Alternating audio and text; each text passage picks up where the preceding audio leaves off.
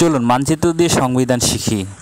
1 নম্বর বিষয়টি হচ্ছে একটি দেশ যার নাম থাকবে এবং যার নাম হবে গণপ্রজাতন্ত্রী বাংলাদেশ। এরপরে দেশের একটা সীমানা থাকতে হবে। সীমানা হচ্ছে 2 নম্বর। সাথে সীমানা মানুষদের ধর্ম থাকতে হবে। 3 নম্বরে দেশের মানুষের ভাষা থাকতে হবে। 4 নম্বরে জাতীয় সঙ্গীত, জাতীয় পতাকা, জাতীয় প্রতীক এবং জাতীয় পিতার ছবি সংরক্ষণ। 5 নম্বরে দেশের একটা রাজধানী থাকতে হবে, ঢাকা বাংলাদেশের রাজধানী। ঢাকা বাংলাদেশের 5 বার রাজধানী হয়েছে, এজন্য মনে রাখবেন যে 5 হলো ঢাকা। 6 নম্বর দেশের মানুষ বাংলাদেশের, এই যে পুরো দেশের নাগরিক হিসেবে গণ্য হবে। 7 নম্বরে সংবিধানের প্রাধান্য থাকবে এবং মৌলিক বিষয় পরিবর্তন করা যাবে না। 8 নম্বরে 4টি মূলনীতি থাকবে: জাতীয়বাদ, সমাজতন্ত্র, গণতন্ত্র এবং ধর্মনিরপেক্ষতা।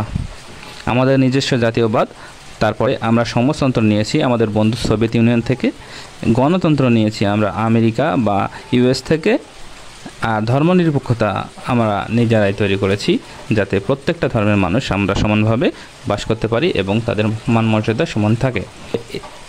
এই 4টা মূলনীতি আলাদাভাবে আবার 9 জাতীয়বাদ, 10 সমাজতন্ত্র, 11 গণতন্ত্র, 12 ধর্মনিরপেক্ষতা।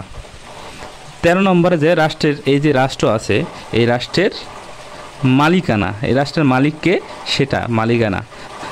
14 নম্বর কৃষক শ্রমিকের মুক্তি এবং 15 নম্বরে তাদের মৌলিক চাহিদা তো প্রয়োজন আছে, বেঁচে থাকতে হলে খাইতে হবে, পোশাক পরতে হবে, 15 নম্বরে মৌলিক চাহিদা।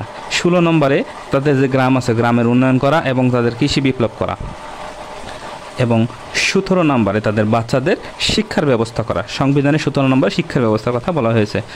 18 নম্বরে তাদের স্বাস্থ্য এবং পুষ্টির ব্যবস্থা এবং পরিবেশ, তাদের যে পরিবেশ আছে, পরিবেশ পরিস্থিতি আছে, সেই পরিবেশ পরিস্থিতি সংরক্ষণ করা।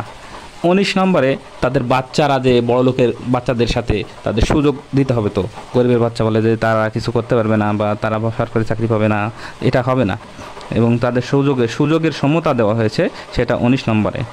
এখন 20 নম্বরে তাদের অধিকার দেওয়া হয়েছে এবং তাদের কর্ম, এখন তাদের কি কি অধিকার আছে এবং কি কি কর্ম আছে, কি কি কর্ম করতে হবে সে বিষয়ে বলা হয়েছে।